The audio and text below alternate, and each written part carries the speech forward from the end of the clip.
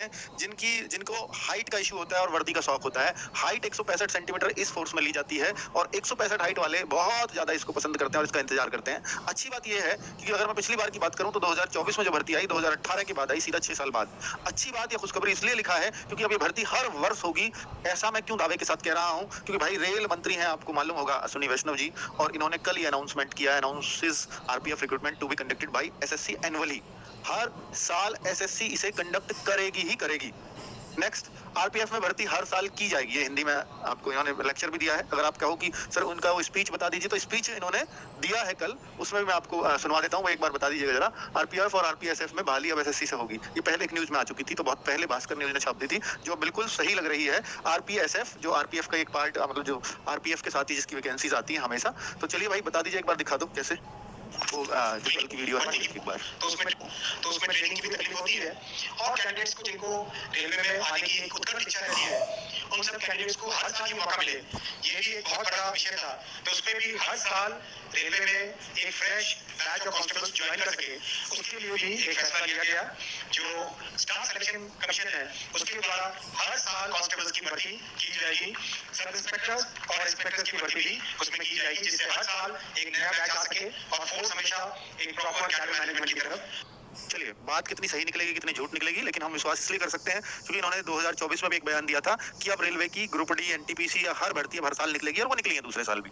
और हम इनसे ज्यादा रिलायबल, हम देखिए नेता या हम कुछ कह सकते हैं, हमारी पर्सनल हो सकती है, लेकिन ये एक पद है, संवैधानिक पद है जिस पर ये बैठे हुए हैं, और उस संवैधानिक पद पर से जो भी कुछ बयान आएगा उस कुर्सी से, तो हमें यकीन करना पड़ेगा कि वो सर्वोच्च पद है उस मतलब मैं कहूंगा पूरे रेल का, है ना। तो जो एक ऑथेंटिक जवाब दे सकते हैं, इनके अलावा तो शायद कोई और ऑथेंटिक इन्फॉर्मेशन कहीं नहीं मिल सकती है।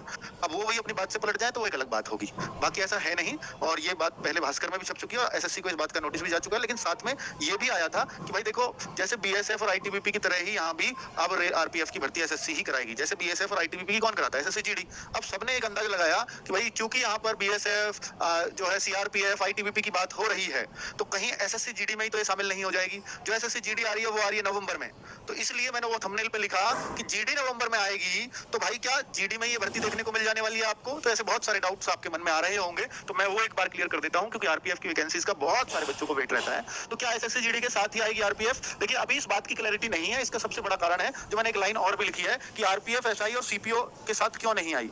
भाई अगर ये ऐसे ही है कि जीडी जो कांस्टेबल है वो जीडी के बराबर पद है, बिल्कुल वहां भी 10th योग्यता है एसएससी जीडी में, और आरपीएफ में भी 10th योग्यता है कांस्टेबल के लिए। तो जैसे इसमें ग्रेजुएशन है तो यहाँ ग्रेजुएशन वाला है, सीपीओ वाला सब इंस्पेक्टर का ही पद था। तो सीपीओ के अभी फॉर्म आए, तो क्या सीपीओ के साथ फिर आरपीएफ आना चाहिए था? जैसे दिल्ली पुलिस को सेपरेटली कराते हैं, सीपीओ में दिल्ली पुलिस की क्राइटेरिया अलग कर देते हैं कि भाई दिल्ली पुलिस का ये अलग है ड्राइविंग लाइसेंस वाला, बाकी और फोर्सेज में ड्राइविंग लाइसेंस नहीं चाहिए। तो इस तरह से तो आरपीएफ एसआई को भी किया जा सकता था, पर आरपीएफ एसआई अब दो ही कारण है, या तो आरपीएफ एसआई इस बार ड्रॉप कर गए हैं, यानी 2025 में आएगी ही नहीं, और दूसरा अगर आएगी तो फिर वो सेपरेट निकलेगी।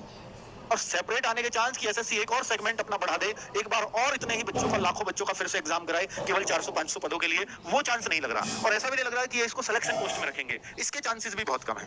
ठीक है, तो दो ही जगह है इन पे, या तो सिलेक्शन पोस्ट है या सीपीओ है। सीपीओ में आई नहीं तो हो सकता है अगले साल सिलेक्शन पोस्ट में भी ये मिल सकती है, और सिलेक्शन पोस्ट में नहीं मिली तो फिर अगले साल का आपको सीपीओ में वेट करना पड़ेगा। सेपरेटली तो शायद नहीं निकलेगी आरपीएफ एसआई की, तो ये कंडीशन है। दूसरा, एसएससी जीडी के साथ क्या आरपीएफ आएगी? चांस पूरे पूरे हैं, मैं बता देता हूं, क्योंकि अगर एसएससी जीडी के साथ ये नहीं आई, 2025 की वैसे भी पेंडिंग है, और नंबर भी अब आरपीएफ में इसी का ही आ रहा था रेलवे में, कि वो एनटीपी से निकल चुके हैं, तो अब आरपीएफ का ही नंबर था, तो अब उस हिसाब से नवंबर में ये आनी चाहिए।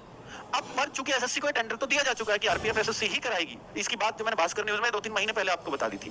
ठीक है, तो ये उस टाइम से बात चल रही है, तो सब कुछ ये सब चीजें पास हो चुकी होंगी, तभी मंत्री जी का बयान आया है कि अब आरपीएफ हर वर्ष होगी। तो हर वर्ष होगी तो क्या वो एसएससी जीडी के साथ कराई जाएगी, या दिल्ली पुलिस के साथ कराई जाएगी, या अलग से करा दी जाएगी? अब अगर कोई सोचे कि ये दिल्ली पुलिस की तरह सेपरेट भी हो सकती है क्या, तो भाई मैं आपको बता दूं कि 4-5 हजार वैकेंसीज हैं इसके लिए सेपरेट। जैसे दिल्ली पुलिस में तो उनके पास एचसीएम भी है, एडब्ल्यूटीपीओ भी, ड्राइवर भी है, वो सब है, तो क्या ये ऐसे भी हो सकती है? इसके चांसेस मुझे कम नजर आ रहे हैं। या तो ये दिल्ली पुलिस के साथ अटैच करें इसको, या एसएससी जीडी के साथ अटैच करें कांस्टेबल को। सीपीओ में तो करेंगे ऐसा, ये मुझे पूरे चांस लग रहे हैं कि सीपीओ में ऐसा ही करेंगे, तो एसआई इस बार नहीं आने वाली है जिस हिसाब से चांस लग रहे हैं। क्या ऐसा भी हो सकता है कि आरपीएफ का एक अलग, जैसे दिल्ली पुलिस का एक अलग कॉलम बनता है, आरपीएफ का भी ऐसे ही सेपरेटली कांस्टेबल एंड एसआई, जैसे दिल्ली पुलिस की 4 भर्तियां आती हैं, आरपीएफ की भी ऐसे 2 आने लग जाएंगी अलग से सेपरेट एकदम। ये भी हो सकता है। इस साल तो चांस इसलिए है क्योंकि मंत्री जी कह रहे हैं हर वर्ष निकलेंगी, तो इस वर्ष भी निकलेंगी। एसआई का कहीं और फिट बैठता नहीं, तो फिर तो ऐसा भी लग रहा है कि भाई हाँ, तो अभी सारे रास्ते खुले हुए हैं। जीडी के साथ भी आ सकती है, सीपीओ में आई नहीं, तो इसलिए एसआई और कांस्टेबल एक साथ आरपीएफ की एसएससी के थ्रू अलग से एक चैप्टर बने और भैया आरपीएफ इस तरह से ही निकलेगा हर साल। तो वो सबसे सेफ है वैसे, क्योंकि आरपीएफ की अगर हम देखें तो एसएससी जीडी से योग्यता तो मैच करती है, लेकिन ना तो हाइट मैच करती है, और ना अगर आप देखोगे एसएससी जीडी में ना फिजिकल मैच करता है। तो अगर ये एसएससी जीडी के साथ आई तो फिजिकल भी फिर पूरी तरह से बदल जाएगा, क्योंकि या तो एसएससी जीडी वाला इतनी फोर्सेस का तो बदलेंगे नहीं कि आरपीएफ जैसा करें, तो आरपीएफ को ही एसएससी जीडी जैसा कर देंगे।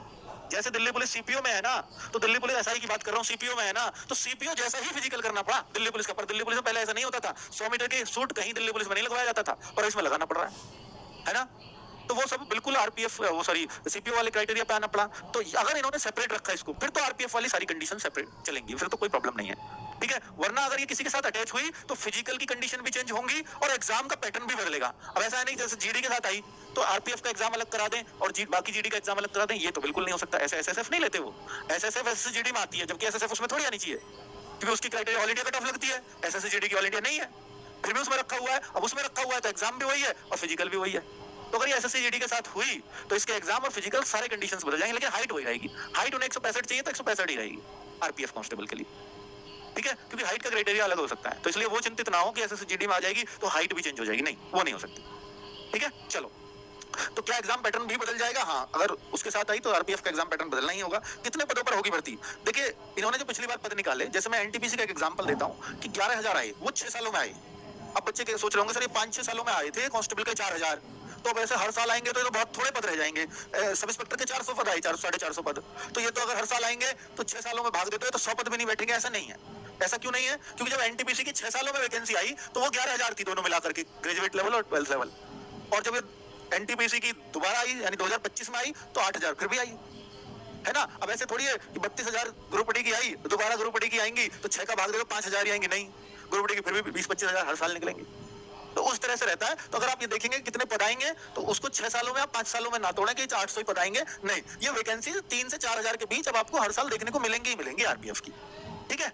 चलो, तो ये क्लैरिटी मैं आपको देना चाहता था। आरपीएफ को लेकर के बहुत सारे बच्चों के मन में डाउट्स चल रहे थे, तो उस पे क्लैरिटी है। बाकी अगर कोई ये सोचे कि नहीं सर ऐसा होगा अभी वैसा होगा, अभी ये सिर्फ कयास लगाए जा रहे हैं, कुछ भी क्लैरिटी नहीं है। एसएससी जीडी के साथ आई तो बस इतनी क्लैरिटी है, फिर नवंबर में ही आपके आरपीएफ कांस्टेबल के फॉर्म आ रहे हैं। और ये जो है अगर एसएससी जीडी के साथ नहीं आई तो फिर एसएससी कराएगी, ये तय है। लेकिन फिर एसएससी के नेक्स्ट ईयर के कैलेंडर में देखने को मिलेगी, क्योंकि नवंबर में एसएससी जीडी आ जाएगा, नवंबर में एसएससी जीडी आ जाएगा तो फिर दिसंबर में नया कैलेंडर आ जाता है, तो उसमें आरपीएफ देखने को मिलेगा फिर। तो यानी 2025 स्किप मानो फिर, अगर एसएससी जीडी के साथ नहीं आती, क्योंकि फिर टाइम नहीं बचा होगा। चलो, तो क्या क्या सिलेक्शन प्रोसेस है वो आपको मालूम है भाई। कंप्यूटर बेस्ड एग्जाम यही आपका एसएससी जीडी में भी होता है, पीईटी पीएमटी एक ही दिन होते हैं, और ये फिर डॉक्यूमेंट वेरिफिकेशन और मेडिकल। तो यही आरपीएफ में कंडीशन थी और ये एसएससी जीडी में भी है। ये था एग्जाम पैटर्न आरपीएफ का। जीके जीएस 50 की आती थी, रीजनिंग 35 की आती थी, मैथ्स 35 का आता था। तो भाई अब ये जो क्राइटेरिया है, अगर जीडी के साथ आती है तो हिंदी और इसमें ऐड हो जाएगी, हिंदी इंग्लिश में से जो आप कर सकते हो। मैथ रीजनिंग जीके तब भी थे और अब भी है।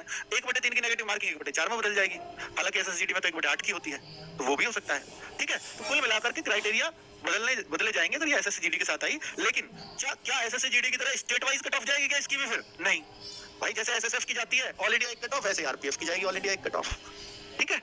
चलो, और जब आरपीएफ को सिलेक्ट करके दे देंगे ये लोग हैं, फिर आप आरपीएफ अपने जॉन भरवा लेगा आराम से, जिसको जो जोन चाहिए वो उस हिसाब से भर लेगा, है ना, अपने मार्क्स के हिसाब से उसको मिल जाएगा। आरपीएफ कांस्टेबल में अगर आप योग्यता एज वेज देखना चाहते हो तो 10वीं पास है, 18 से 25 साल एज है, 3 साल ओबीसी में छूट है और 5 साल एससी एसटी में, यानी वो 18 से 30 तक देख पाएंगे। 165 हाइट होती है और जो एससी एसटी की हाइट है वो 160 ही चल जाती है इसमें। चलो, और सीना 80 से 85 सेंटीमीटर चाहिए, एससी एसटी का सीना 76.2 से 81.2 चाहिए। दौड़ 1600 मीटर 5:45 में होती थी। कितनी खतरनाक फिजिकल था इसका, 14 फीट लॉन्ग जंप और 4 फीट हाई जंप, बहुत खतरनाक फिजिकल था। जो एसएसजीडी के साथ आया तो ये तो दोनों बदल ही जाएंगे, लंबी कूद ऊंची कूद वहां होती नहीं है। दौड़ 24 मिनट में 5 किलोमीटर, वो भी आसान हो जाएगी। आधा बच्चा पास हो जाता है एसएसजीडी के फिजिकल में। आरपीएफ के में अभी आप देख लेना, डेट आने वाली है, आरपीएफ का फिजिकल ठंड में हुआ ना तो बच्चा बहुत कम पास होगा, 10% बच्चा पास नहीं होता और यहाँ 50 हो जाता है, ठीक है। फीमेल की ये अलग कंडीशन है, 157 हाइट चाहिए, जो एसएसजीडी में भी यही है, लेकिन एससी एसटी के लिए 152 चाहिए। यहाँ दौड़ 800 मीटर है, 3 मिनट 40 सेकंड में, ठीक है। और जीडी में अगर हम देखेंगे तो 1600 मीटर है, 8.5 मिनट शायद, या 8 मिनट जो भी है 8:30 वहाँ, ठीक है। लॉन्ग जंप और हाई जंप